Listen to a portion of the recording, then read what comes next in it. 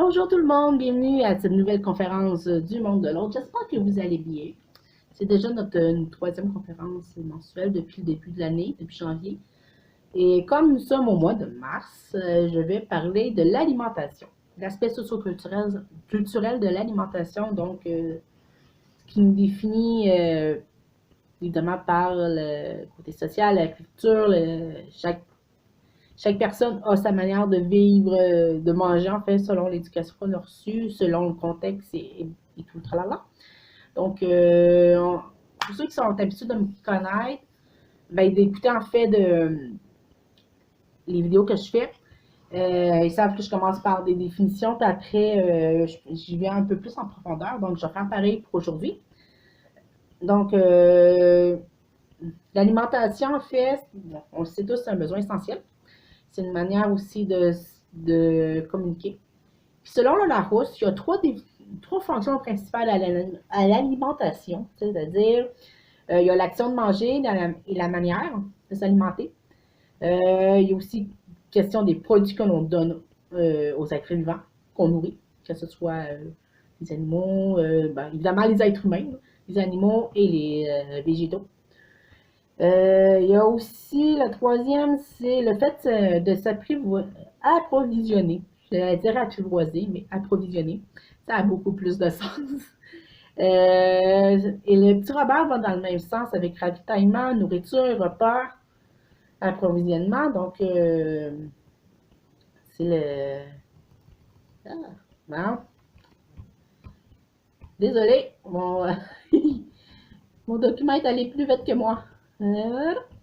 Donc aussi, dans les définitions, ce qu'on retrouve souvent, c'est le verbe alimenter. Le verbe alimenter, c'est bon, évidemment, en premier lieu, la première définition, c'est le fait de donner de la nourriture à quelqu'un. Nourrir, il y a les synonymes de formation, de production, que ce soit formation physique et intellectuelle, de la production alimentaire, humaine, aussi dans le sens de l'énergie. L'alimenter, il y a le contraire aussi, le choix de s'alimenter, il y a le refus de s'alimenter.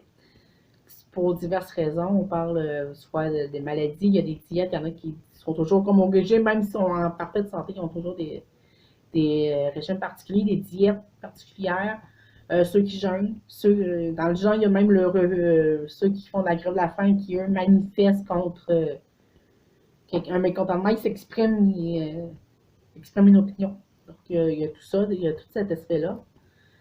Les cinémas, mon ordinateur veut vraiment que je vous parle socio-culturel, mais on va y arriver, on va finir les définitions en premier. Aussi, c'est ça, dans les autres définitions, le cuisine. On parle de cuisine, gastronomie, c'est le fait de mettre des aliments ensemble pour que ça goûte bon, évidemment, que ce soit savoureux, mais aussi pour que ça soit beau aux yeux, peut-être. Dans le sens que, évidemment, on mange tous avec nos sens avant que de goûter, ben, on sent, on voit, donc il faut que ça soit beau dans l'ensemble. Puis, évidemment, on parle de la pièce aussi qui, bon, ouais, il y a vraiment que je vous parle de gastronomie, de socio-culturel, il est retourné là encore. C'est ça, aussi, la nourriture, c'est aussi, il faut y penser que c'est un synonyme d'éducation dans le sens que c'est, surtout quand on est enfant, c'est une manière de passer du temps en famille, d'apprendre sur ce que nos parents veulent bien nous enseigner. C'est là qu'on apprend les valeurs, qu'on apprend le respect, qu'on apprend comment manger, comment se tenir, comment parler, c'est quoi un tour de parole, c'est comment ça s'est passé dans notre journée de l'exprimer. On stimule le langage, il y a tout ce volet-là qui est relié aussi à l'alimentation parce que c'est quand même un temps passé en famille. Et évidemment, l'alimentation, comme je viens de dire, c'est lié à la famille, mais principalement à la mère parce que c'est elle qui nourrit tout d'abord au sein ou au biberon, tout dépendant du contexte, mais qui donne du lait, qui après éduque l'enfant dans l'alimentation. Euh, Aussi, ben, comme je vous ai dit, c'est ça, le l'alimentation, c'est-à-dire, je cherche mes mots un peu, désolé. C'est du temps de Montaigne, qui est à l'époque de la Renaissance à peu près. Il parlait de l'innutrition. C'est un mot qu'on dit pas souvent, j'ai un petit peu de misère à le dire. C'est ça, à l'époque, Montaigne disait que, en fait, lire lire les livres de l'époque, c'était une manière de laisser sa trace, c'est une manière que les gens se souviennent d'eux, de ceux qui lisent. Donc, la lecture était très importante d'ailleurs. En fait, en fait, ce que ça veut dire, de ce que je comprends de ça, c'est que l'alimentation, du moins à l'époque, parce que Véronique Adam, qui est une maître de conférence à l'université, en littérature française à l'université de Toulouse, changerait. Elle parlait que dans un dictionnaire qui s'appelle La Curve, le verbe nourrir, ça référait surtout à l'éducation. Donc, c'est juste la preuve que la nourriture, l'alimentation, ça passe. C'est non seulement le fait de manger, d'avaler un aliment, mais aussi la lecture, c'est super important. C'est quelque chose qui fait qu'on évolue. On a autant besoin d'aliments. Je ne voulais pas faire de publicité, donc de l'eau. Donc, l'un est aussi important que l'autre parce que même, comme je vous disais dans le dictionnaire La Curde, le verbe nourrir était synonyme d'éduquer. C'est seulement au 16e siècle que le mot nourriture allait avec, nourrir en fait, allait avec j'avale un aliment, je l'amène dans ma bouche et je l'avale. Donc, c'est ça, je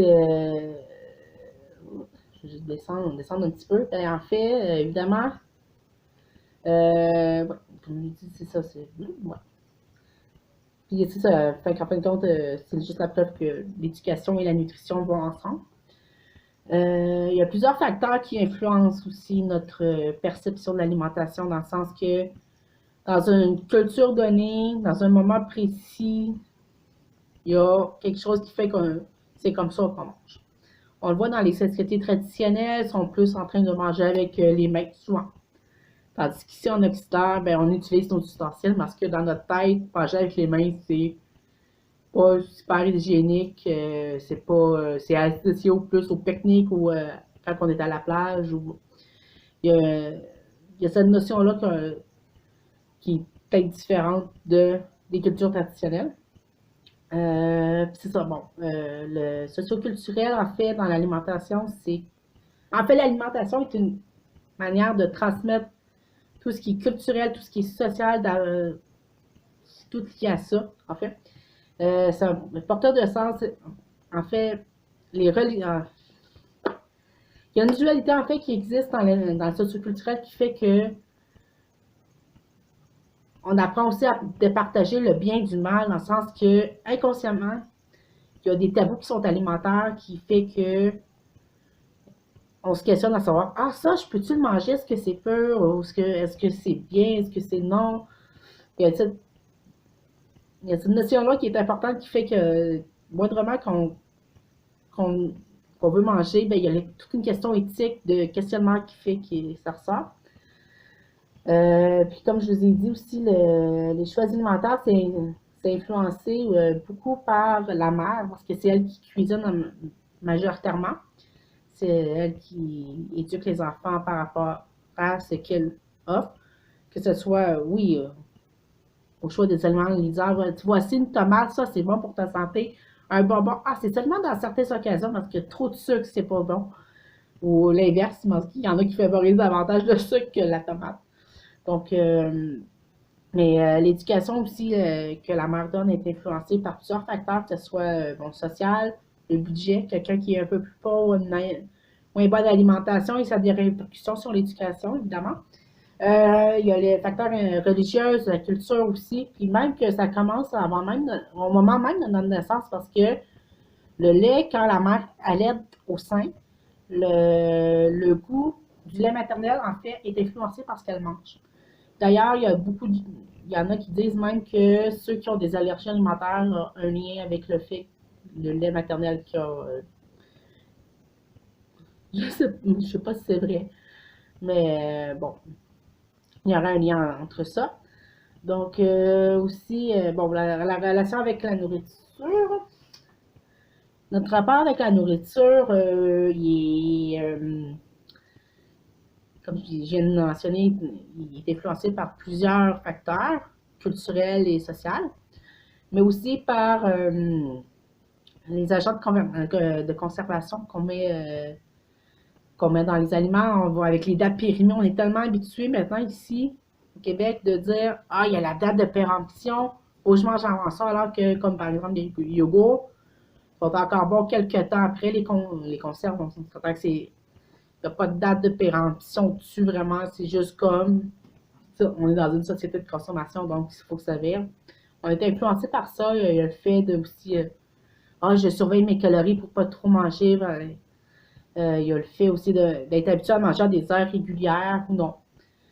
On prend, comme au Québec, on est habitué d'aller vite. En fait, je dis au Québec, mais dans les sociétés occidentales, on est habitué d'aller vite aussi. Donc, on prend peut-être moins le temps de goûter, de préparer à manger. On est plus dans le préfabriqué.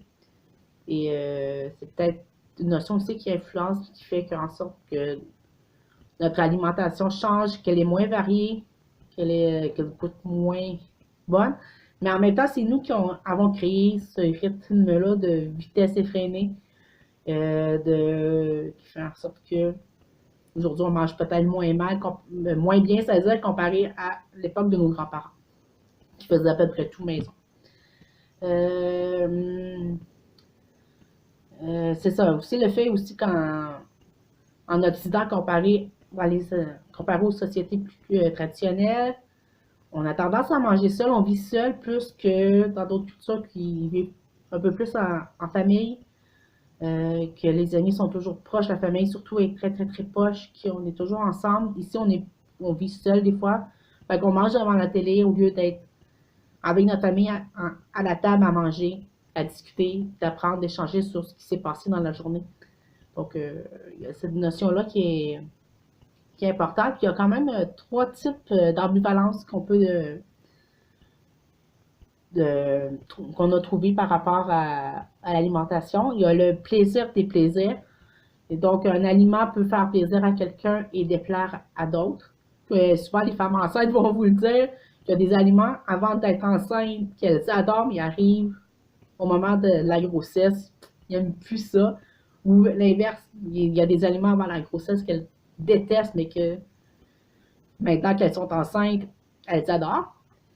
Il y a la santé et la maladie. Quelqu'un qui est en santé a peut-être plus le luxe de s'offrir une poutine une fois de temps en temps. Désolé pour ceux qui ne savent pas c'est quoi une poutine, là, mais c'est un mets typiquement québécois, c'est des frites, la sauce, du fromage. Ou quelqu'un qui est malade qui ne peut pas se l'offrir parce que il est allergique aux produits laitiers ou que parce qu'il y a une maladie X qui fait qu'il ne peut pas la manger parce que. Ou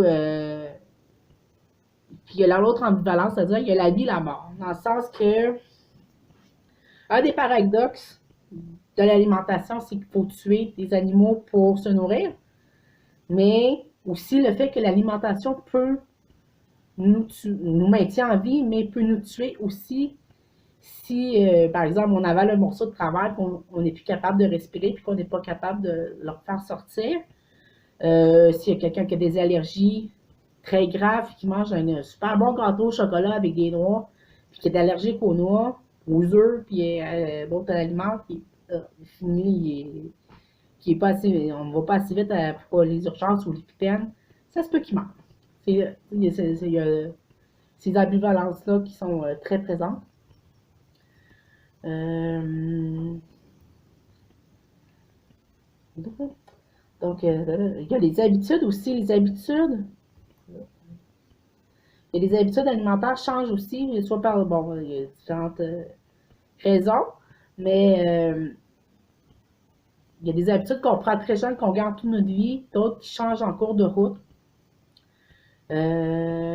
Comme pour moi, quand j'ai eu mes allergies alimentaires, c'est sûr qu'il y a eu des trucs que j'ai changés. Pareil, quand je me suis convertie à l'islam, il y a des aliments que je ne pouvais plus manger, d'autres oui. Donc, il y a ça, et aussi les routines comme les heures de repas. la manière de s'alimenter, il y a des pays où c'est pas trois repas pile comme à des heures précises, où il y en a qui se oui, c'est des heures précises qu'il faut manger. Euh, il y a, il y a vraiment beaucoup de. Je regarde mon mari qui, lui, est habitué. Quand on était en Algérie, j'ai remarqué ça. Les- sa famille avait l'habitude de manger tout de suite après la prière du matin. Ils prenaient leur déjeuner là. Après, ils mangeaient après la prière du midi, qui est plus ou moins sur l'heure du midi.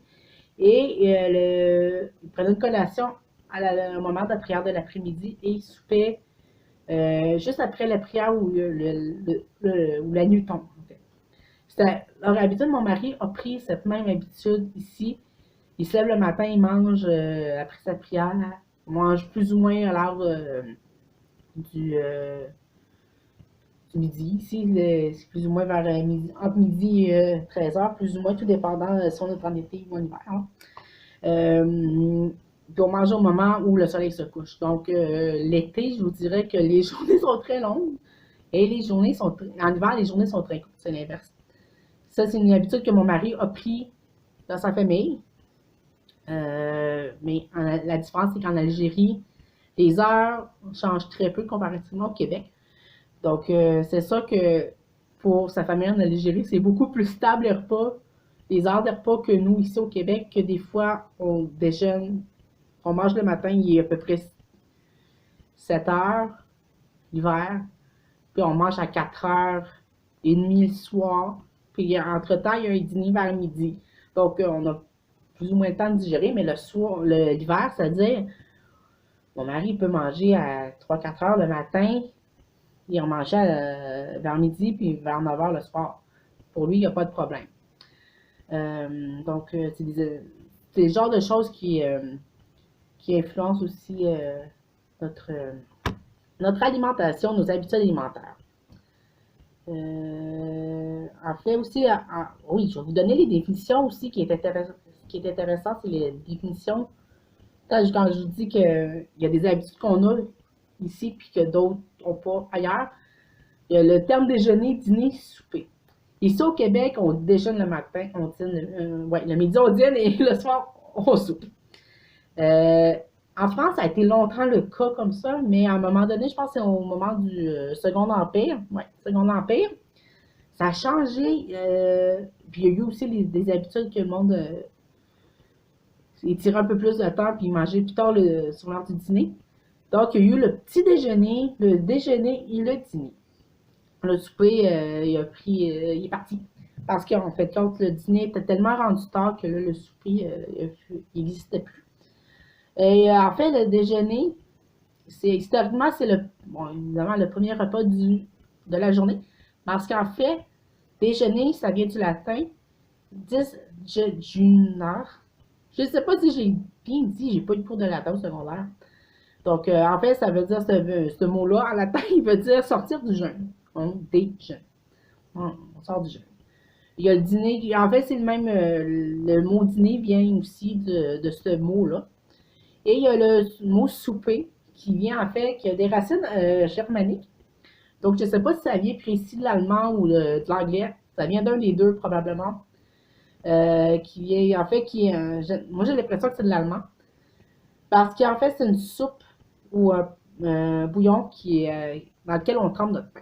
Donc, c'est du liquide dans lequel on se nourrit avec le pain. Et il y a aussi les collations aussi qu'il y en a qui prennent. Euh, En fait, les collations, je sais que ça fait référence aux recommandations de Benoît de lire un livre qui s'appelle Les collations de Cassienne. Je ne sais pas si je le dis comme il faut, je ne sais même pas en quelle langue c'est. De collations, je ne sais pas si c'est en latin ou italien ou donc en latin aussi, qui est bon, un livre qui parle en fait de spiritualité et tout. Mais bon, l'histoire autour est comme floue. Donc, je ne sais pas précis si c'est vraiment comme il disait ça au moment du souper ou en fait du repas du soir ou au plein milieu de l'après-midi, par exemple, puis on finit par rajouter la nourriture un peu. J'ai lu les deux histoires. Donc, il y a ça aussi. Par rapport aux origines des repas et des collations. Puis, bon, on sait aussi l'alimentation, il y a beaucoup de symboles alimentaires. On pense entre autres au pain, qui est, il y a l'expression gagner notre pain quotidien. Donc, d'aller travailler pour rapporter de la nourriture à la maison, nourrir notre famille. Évidemment, aussi, le pain, il y en a pratiquement à tous les repas. En tout cas, ici, il y en a beaucoup. Mais je dirais que dans des cultures, en tout cas arabes, c'est-à-dire, dans la culture musulmane, il y a super à tous les repas, c'est ce qui sort de fourchette. Donc, il y a ça aussi. Donc, le pain est quand même très présent ici. Quand j'étais en Algérie, par exemple, le pain était toujours sur la table. On arrivait dans un restaurant, le pain était déjà servi, il était déjà sur la table, qu'on pouvait se nourrir sans avoir commandé de nourriture. Mais ici, on sait, en Québec, si on a du pain seulement, ou même des biscuits soda à la limite, si on commande une soupe.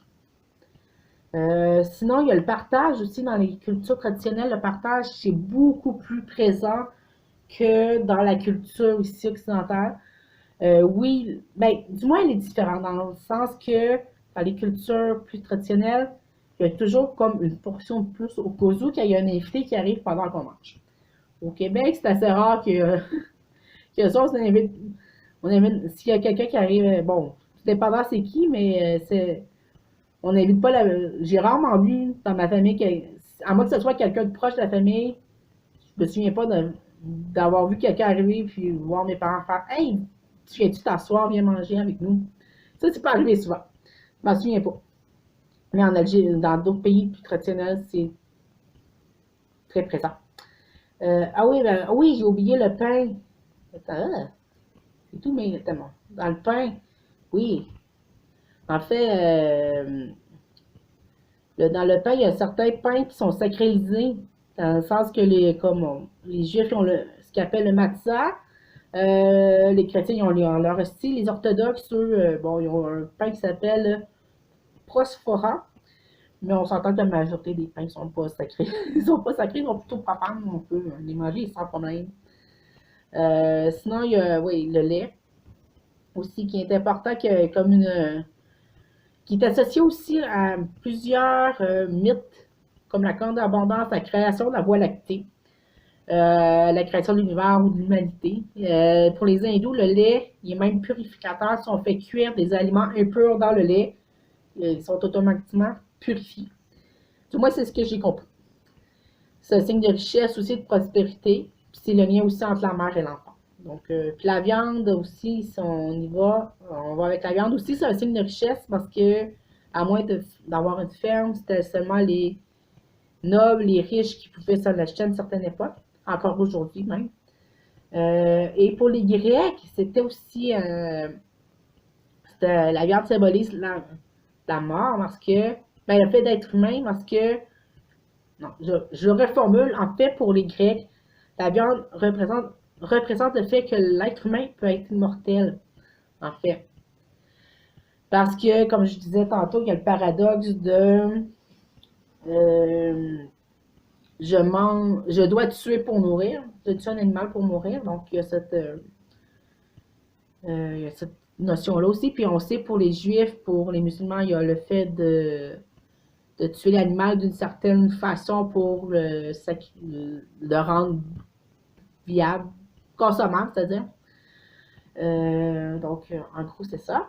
Comme je viens de mentionner, les religions influencent grandement ce qui est notre perception de l'alimentation, justement à cause de la notion de pureté et d'impureté. Euh, comme je vous ai dit, justement, l'exemple de la viande. En, je ne sais pas pour les juifs comment ils procèdent, mais pour les musulmans, le fait de l'égorger, de laisser l'animal saigner et tout, il y a, ça le rend halal, donc consommable. Donc il y a ça aussi que si on mange la viande qui ne l'est pas, qui n'a pas été égorgée, selon ce qui est écrit dans le Coran, ben là, on oublie ça, c'est pas correct. Le partage, je vous en ai parlé. Hum. Maintenant, la relation aux autres, on sait que selon les cultures, l'endroit où on se retrouve, bon, comme je viens de dire, les religions, l'aspect socio-culturel, géographique, idéologique, il y a plusieurs choses qui changent. Donc, on va faire un petit survol aussi de ce que c'est. En Asie, par exemple, l'alimentation, ça permet, bon, on sait en Asie, le yin et le yang est très important, donc l'équilibre. Mais c'est ça, la nutrition, le fait de se nourrir, ça équilibre les énergies du corps. Euh, Ça implique beaucoup plus que dans juste la santé. C'est plus large que ça. En fait, même que quand ils servent, dehors, ils mangent, les Asiatiques mangent à terre, comme je suis installée présentement, en fait. À une table, les aliments sont tous sur la table, on choisit ce qu'on veut. Comme qu'on veut, donc il y a comme l'entrée, le plat principal, les desserts, tout est sur la table, on choisit. Puis, en fait, c'est une question de créativité aussi qui se place là-dedans. Puis, en fait, l'aliment, le repas, la table, avec les aliments dessus, les assiettes, tout, doit stimuler autant les sens que le goût. C'est-à-dire que, en fait, la vue, l'odorat, le goût doit être stimulé. L'acide, le piquant, la mer, le sucré, le salé aussi. Puis qu'il y a une alternance entre le croquant et fondant, gluant et sec, il y a cette alternance-là qui existe. Sinon, ben, le repas est très sacré. Ah oui, il mange, comme je vous ai dit, assis à terre, mais soit avec les trois doigts, la main droite, ou des baguettes. Il utilise des baguettes pour manger principalement. Il faut respecter une certaine vitesse, il faut aller lentement, il faut prendre le temps. La nourriture, c'est sacré là-bas, donc il faut la respecter. Il faut prendre le temps de la savourer, il faut prendre le repas de façon silencieuse, on ne discute pas. C'est pas le temps de parler de Hey, t'as-tu vu, il y a ci pis ça. C'est pas le temps des commérages. On mange, on respecte la nourriture. Euh, Tandis qu'ici en Amérique, c'est complètement. En fait, en Europe, je vais y aller avec l'Europe en premier. Ça sera pas long, mais mon document se promène pas mal aujourd'hui. Euh, L'Europe, ben, comme je vous ai parlé là-bas en Europe, les repas sont structurés. C'est pareil en Amérique, mais il y a quand même une différence entre les deux. Bon, il y a comme je l'ai dit, trois repas par jour, le petit déjeuner, le déjeuner, le dîner. Cette structure-là s'est installée après la Révolution française, c'est inspiré de la Russie. Euh, du moins en France, c'est-à-dire que c'est installé en France après la Révolution française, c'est inspiré de la Russie. Euh, Puis c'est ça, il y a une certaine hiérarchie dans la présentation du repas. Et contrairement à ce qui est en Asie, tu manges que sa table, tu manges que devant ton assiette, tu vas pas piquer dans l'assiette de l'autre parce que lui, il y a quelque chose de différent. Tu manges dans ton assiette, point barre. Donc, tu as ton entrée, ton plat principal, ton dessert, un après l'autre.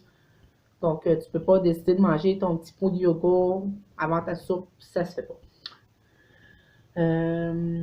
Puis même une différence avec. Ouais.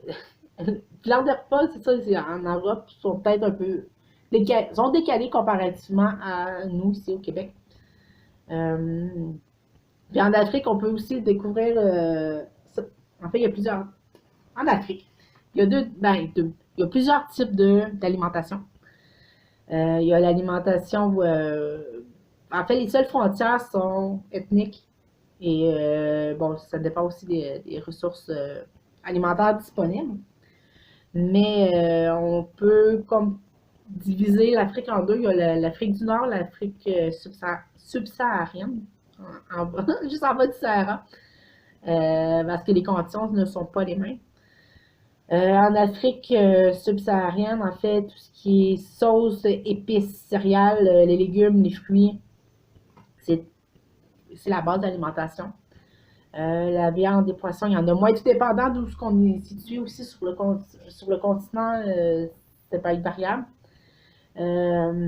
Puis, oui, évidemment, oui, la religion a un impact sur beaucoup de choses.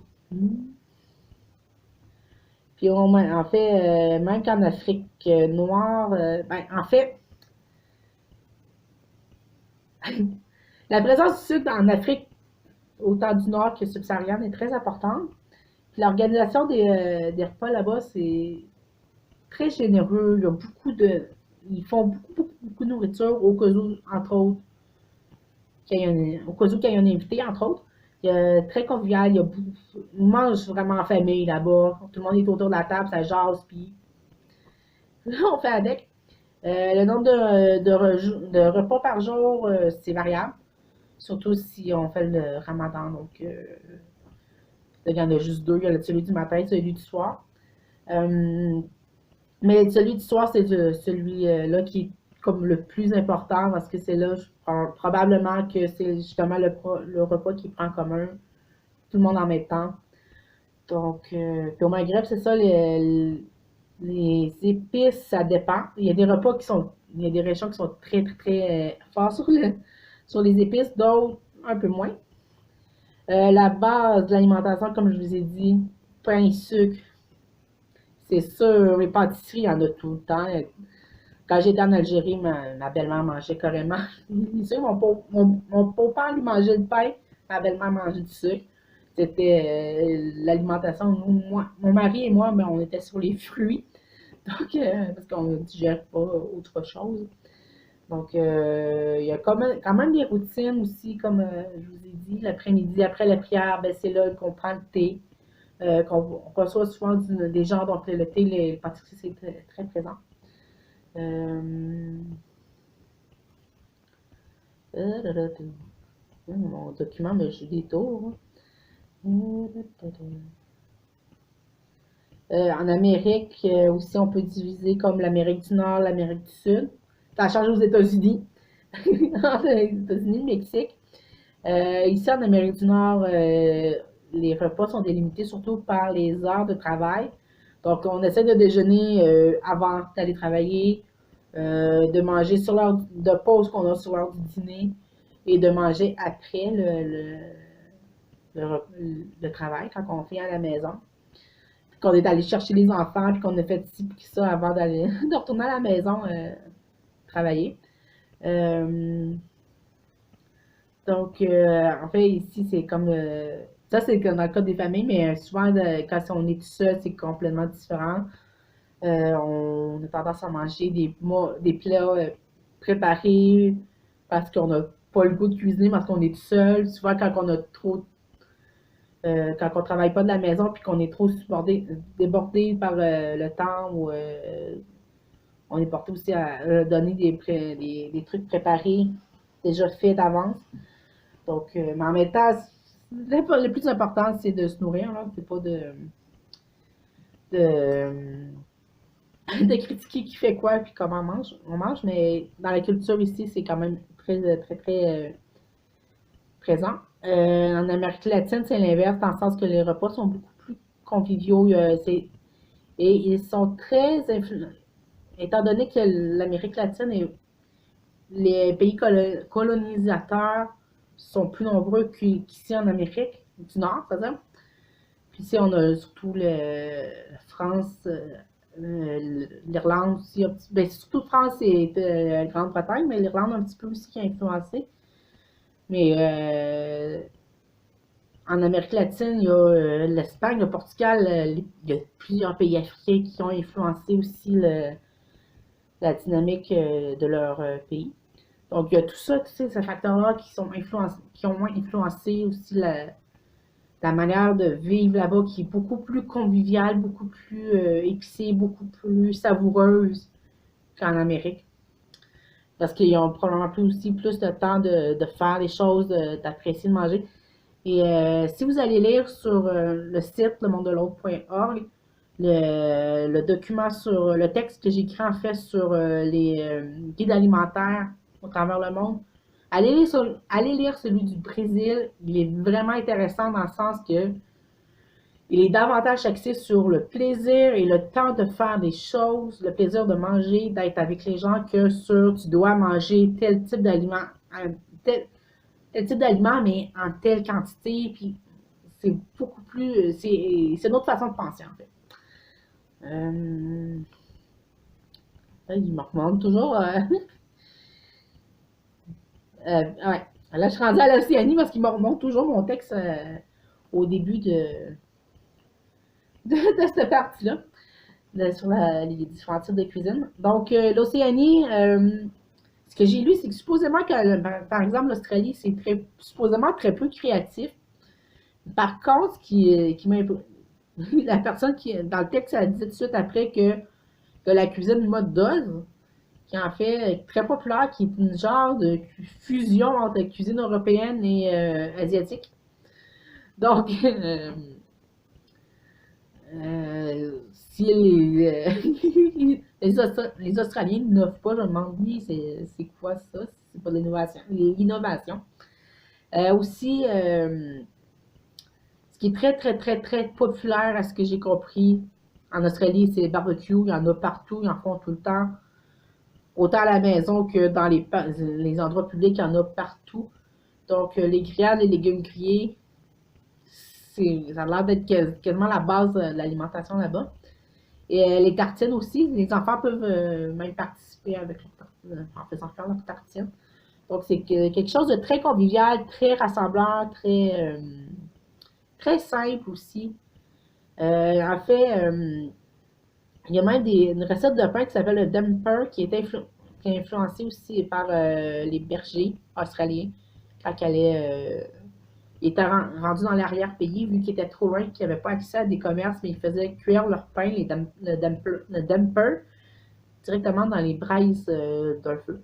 Donc, il y avait ça, qui est quand même intéressant. Sinon, il y a les femmes, même, à l'époque de la guerre, qui faisaient des biscuits hyper nutritifs pour leur mari. Donc, ils leur donnaient ça, puis les maris pouvaient aller se nourrir, même s'ils étaient à la guerre, ils mangeaient leurs biscuits, puis ils étaient rassasiés. La cuisine néo-zélandaise, ça ressemble étrangement à celle de l'Australie, qui mélange la culture australienne, et pas australienne, mais européenne et maoris, asiatique. Euh, Puis, pour ceux qui interviennent auprès des migrants, observer la dynamique de repas peut être une manière d'apprendre à les connaître beaucoup. Euh, Évidemment, les questionnant, en les observant.